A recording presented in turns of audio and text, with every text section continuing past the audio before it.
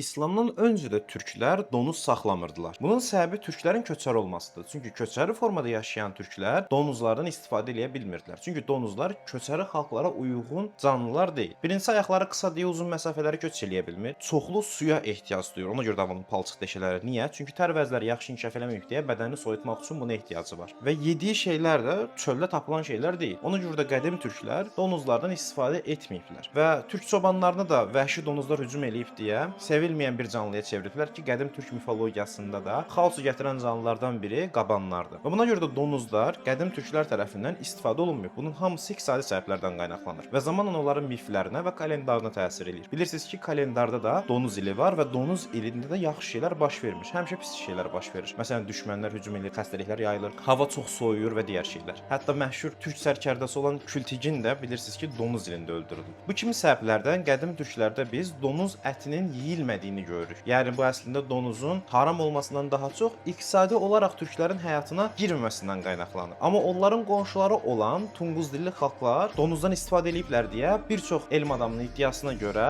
məhz Tunquz sözü də türk dilindəki donuz sözündən gəlir. Çünki Tunquzların qonşusu olan Yakut türkləri böyük ehtimalla onlara donquz yeyənlər mənasında Tonquz deyib və nəticədə bunu görən Avropa səyyahları da həmin xalqa Tunquz adını veriblər. Amma bu sadəcə bir iddiadır, bilmirik deyək. Daha sonra türklər İslamı qəbul edəndən sonra donuza olan münasibət sakral əhəmiyyət qazandı. Yəni artıq Allah tərəfindən də haram qəbul edilmiş bir canlı kimi türklərə görsəndi və nəticədə bir mənalı halaldı və donuzun heç bir şansı qalmadı. Buradan da aydın olur ki, ətrafa olan münasibətimiz böyük ölçüdə mədəniyyətimizdən qaynaqlanan bir şeydir, praqmatikdir. Bizi həyatda saxlayan şeylər yaxşı, həyatda saxlamayan şeylər isə pis deyirik.